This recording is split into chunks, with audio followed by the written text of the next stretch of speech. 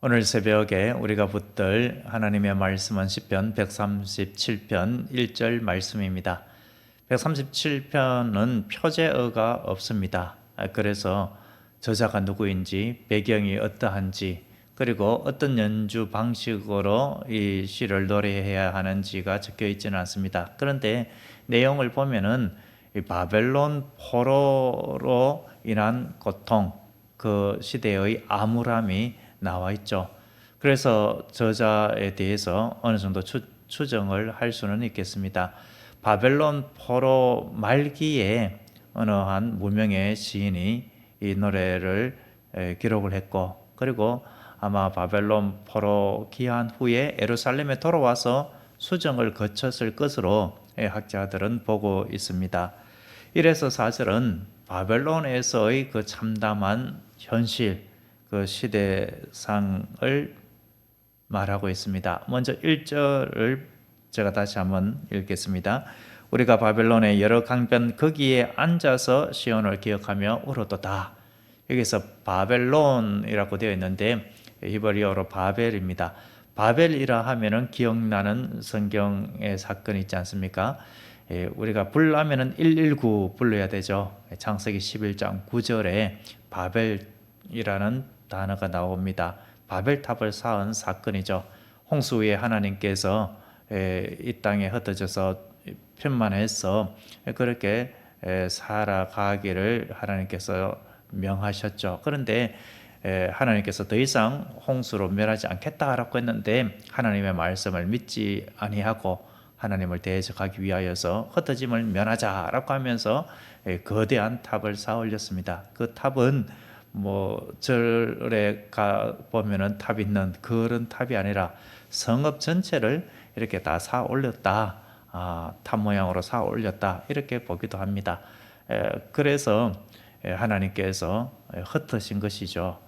하나님께서 흩으신 저주의 도시 이름, 그것이 바벨 또는 그 탑이 바벨탑 이렇게 말하기도 하죠. 그래서 하나님을 대적하고 적대하는 세력, 이것이 바로 바벨, 여기서 말하는 바벨론 이렇게 표현되겠습니다. 이 바벨론에 이들이 거하게 된 이유가 무엇입니까? 남유다가 멸망했죠. 그래서 바벨론에 포로로 잡혀갔습니다. 세 차례에 걸쳐서 포로로 잡혀갔죠. 그 바벨론 포로로 생활하는 그곳에서 이들이 한 일들이 무엇이었겠습니까?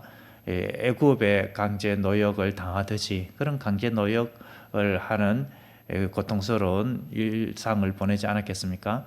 이 바벨론은 운하를 그 당시 건설을 했었습니다. 그래서 유프라테스 강에 그 물을 끌어당기는 일들을 했죠. 그런 일에 누가 동원되겠습니까? 식민지 하에 있는 종처럼 부리는 남유다 거민들, 이스라엘 백성들이 투입되지 않았겠습니까?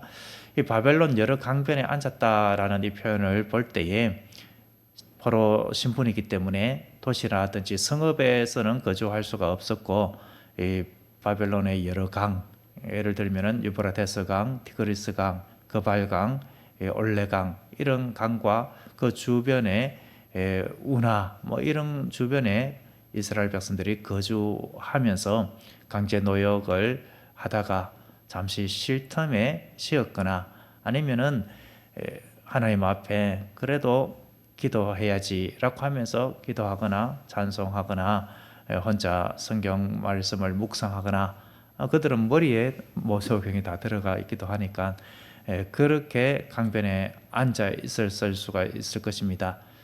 그런데 앉아서라는 표현은 그렇게 잠시 일을 하다가 강제 노역에 시달리며 일을 하다가 휴식 시간에 잠시 쉬었을 수도 있고, 고대 근동에서 앉아 있는 이 표현의 자세는 곡하는 자세이기도 합니다. 이런 것들을 종합해 볼 때에 앉아서 휴식을 취했건 아니면은 잠시 묵상하고 기도하기 위하여서 그 강 주변에 앉았던 그들은 곡하는 자세로 통곡하며 앉아서 울었다라는 것입니다. 조용히 눈물을 훔치는 정도가 아니라 여기서 울었도다라고 한 이 표현은 사랑하는 가족, 사랑하는 사람을 떠나보낸 죽음으로 이별하게 된 그 슬픔 가운데에 통곡하는 울음입니다. 끄이끄이 우는 울음, 정말 애곡하는 울음, 방승대곡이라는 표현이 요셉이 형들을 만나서 자기를 소개할 때에 그렇게 울었던 그런 모습, 요셉이 아버지를 장사할 때에 울었던 그런 울음들이 아니겠습니까? 그런데 이런 큰 슬픔 가운데 울었던 이 모습은 단순히 나라를 잃은 서러움, 그 상실감 때문만은 아니었습니다. 무엇을 기억하며 울었다라고 하고 있습니까? 시온을 기억하며 울었도다라고 하고 있습니다. 이스라엘을 기억하며 뭐 이런 표현이 아니라 시온을 기억하며라고 표현을 했다라는 점에서 무엇이 이들을 가장 더 슬프게 했다라는 것입니까? 나라를 빼앗긴 그 서름도 있고 잃어버린 자유에 대한 서름, 상실감 이런 것도 있지만 시온이라는 표현, 이것은 하나님의 성전에 있는 예루살렘을 가리키는 모습이 아닙니까? 그러니까 예루살렘에서, 하나님의 성전에서 자유롭게 하나님 앞에 나아갔던 그때, 하나님 앞에 제사 예배 드리며 찬양하던 그 때를 기억했다라는 겁니다. 이제 더 이상 하나님 앞에 성전에 나아갈 수 없는 지금 이 처지, 그리고 예루살렘도 회파되고 짓밟힌 가운데에 기약 없는 그 하나님 앞에 나아가서 예배드리는 장면, 그 기약 없는 상황으로 인하여서 너무나도 슬펐다라는 것입니다. 바벨론에서의 이 슬픔은 단순히 삶의 형편만이 아니라 하나님을 향한 사랑, 예배를 향한 사모함, 그런 것에 대한 슬픔이었던 것입니다. 이 장면을 보면서 우리는 한 가지 중요한 사실을 알게 되죠. 사람은 종종 가장 소중한 것을 잃은 후에야 그 소중함을 깨닫는다라는 것이죠. 사랑하는 사람을 잃은 다음에 그가 얼마나 나에게 소중했는가, 이것을 깨닫고, 자유를 잃은 다음에야 그 자유가 얼마나 소중했는가를 깨닫는다라는 것입니다. 우리나라도 그렇지 않습니까? 일제 식민 지배 하에 참 고통을 겪었지 않습니까? 그런 상황을 겪으면서 자유가 얼마나 소중한가, 우리 말을 쓰고 우리 글을 쓰고 하나님 앞에 나아가 예배할 수 있는 신앙의 자유, 이것이 얼마나 귀중했던가. 일제에 의해서 신사참배당하고 또 6.25 참전 때에 공산당에 의하여서 그렇게 힘든 일을 겪었던 것을 생각하면은 자유롭게 예배하는 것이 얼마나 귀한가, 이런 자유가 보장되는 나라에서 살아가는 게 얼마나 귀한가. 나라가 먼저 있어야 하고 신앙과 양심의 자유, 표현의 자유, 이런 자유가 너무나도 소중하다라는 것을 우리가 깨닫는 것이 아닙니까? 이스라엘 백성들이 그러했다라는 것이죠. 나라를 잃고 난 다음에야 하나님 앞에 드리는 예배, 그 소중함을 절실히 깨달았던 것입니다. 이러한 말씀을 통해서 하나님께서 우리에게 주시는 메시지는 무엇이겠습니까? 우리로 하여금 집회 결사의 자유, 표현과 신앙과 양심의 자유가 보장된 나라에서 살아가고 있다는 것이 너무나도 큰 하나님의 은혜다라는 사실입니다. 그리고 작금의 우리나라의 현실을 보면은 며칠 전에도 27일 날 또 포괄적 차별금지법 법안이 입법 예고가 되었습니다. 27일이 마지막 기간이었는데 참 이 시대가 악한 시대다라는 것은 법으로 거기에 보면은 전체 개요에는 나와 있지 않지만 그 법안 원문을 보면은 이 법안의 용어의 정의가 나오는데 동성애, 이성애, 양성애 이런 성적 지향을 다 포함을 해서 차별을 해서는 안 된다. 이것을 차별할 때에는 3천만 원 이하의 벌금, 그리고 그 차별이 시정되지 않았을 때에는 다시금 징벌적 손해배상, 다시금 또 3천만 원 청구할 수 있다. 이렇게 되어 있습니다. 얼핏 보면은 그렇게 차별받아서는 안 되지, 이렇게 생각할 수 있는 것이지만, 그런데 차별받았던 사람이 예를 들어서 제가 지금 이런 말을 유튜브에서 하는 것은 또 위험합니다. 이렇게 하면은 홍 목사 저 말에 나는 차별감을 느꼈고 모욕감을 느꼈다. 이렇게 하면서 저를 건다면은 이 법에 의해서 저는 힘든 일을 당할 수도 있다라는 것입니다. 표현의 자유죠. 하나님의 말씀에 정상적인 남녀관계의 성 외에는 하나님께 대적하는 인본주의 사상이다. 그런 것은 없다. 천부적으로 동성애로 태어나고 이상한 제3의 성으로 수십 가지 성적 지향을 가지고 태어나지 않는다. 그것은 시대가 악해서 그렇게 미혹되었을 뿐이다. 그리고 그런 상황은 정상적인 것이 아니라 하나님께서 원하시는 길로 돌아서야 된다. 교회 안에도 많은 사람들이 동성애, 양성애 이런 분들도 있습니다. 시대가 악하니까 그렇게 모르고 넘어가는 거죠. 청소년들이 그런 곳에 빠져들어가고 있습니다. 그런 현실을 개탄하면서 안 된다, 돌아와야 된다 라고 하고 돌아오도록 시도하면은 처벌을 받는 시대. 이 시대가 이 지금 사회적인 세계적인 추세입니다. 이런 것에 대하여서 우리는 하나님 앞에 표현의 자유, 양심의 자유, 신앙의 자유를 지켜가기 위한 행동, 그러한 것까지 나아가야 한다라는 겁니다.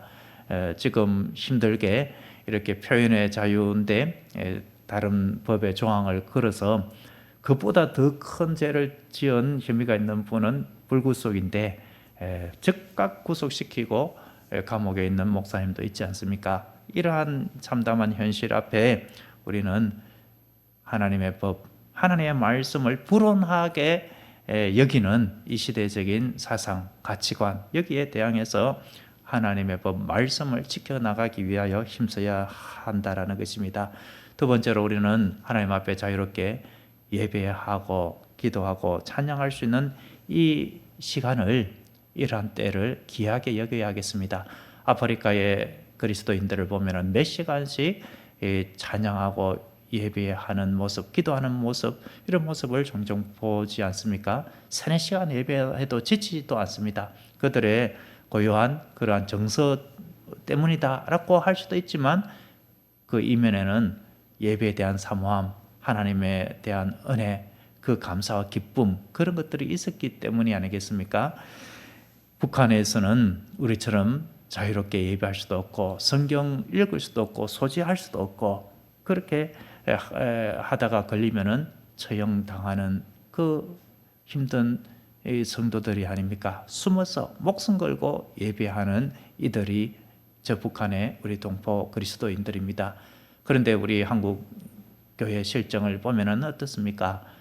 우리는 1시간 예배, 이 1시간 안에 모든 것을 다 마쳐야 된다. 이렇게 지금 여기는 분위기, 더 이상 하면은 큰일 날 것 같은 분위기, 그렇게 더 이상 하면은 조금이라도 더 좀 길어지면은 힘들어하고 불편해하고 짜증내고 싫어하는 이러한 모습, 그런 분들 중에 중직자도 있습니다. 참 안타까운 모습이 아닙니까? 우리는 주님 앞에 예배하지 못하고 목숨 걸고 예배하는 사람들을 생각하면서 또 하나님 앞에 정말 몇 시간씩 뜨겁게 찬양하는 그런 모습들을 바라보면서 그러한 하나님을 향한 사랑, 예배를 향한 사모함, 이러한 것들을 회복하기 위하여 애쓰고 힘써야 하겠습니다. 지금 이 시대가 정말 하나님 앞에 온전히 예배하는 모습들이 식어져 가는 이때에 오늘 주신 말씀을 통해서 우리는 더욱 주님 앞에 마음과 정성 다하여 예배하는 주의 백성으로 온전히 주님 앞에 나아가야 하는 줄로 믿습니다. 기도하겠습니다. 하나님 아버지, 이 시대가 진정 하나님을 멀리하고 주님 앞에 나아가는 것들을 싫어하는 그러한 사회가 되어가고 있습니다. 바벨론 강변에서 시온을 기억하며 울던 백성처럼 우리도 예배의 자리를 사모하는 이러한 마음이 온전히 지속될 수 있도록 도와주시옵소서. 이 시대를 향하여 한국교회를 향하여서 우리에게 주시는 말씀을 받아서 예배와 표현과 신앙과 양심의 자유, 복음 전파의 자유가 침해되지 않도록 늘 기도하고 행동으로 옮길 부분이 있으면 교회들이 저희들이 행동할 수 있게 하여 주셔서 이러한 자유가 유지될 수 있도록 도와주시옵소서. 자유롭게 예배할 수 있는 오늘을 당연하게 여기지 않게 하시고 신령과 진정으로 영과 진리로 온 마음 정성 다하여 주님 앞에 예배하는 삶을 살게 하여 주시옵소서. 이러한 신앙과 믿음이 다음 세대까지 전수될 수 있도록 함께하여 주옵소서. 이 모든 말씀 예수님의 이름으로 기도드립니다. 아멘.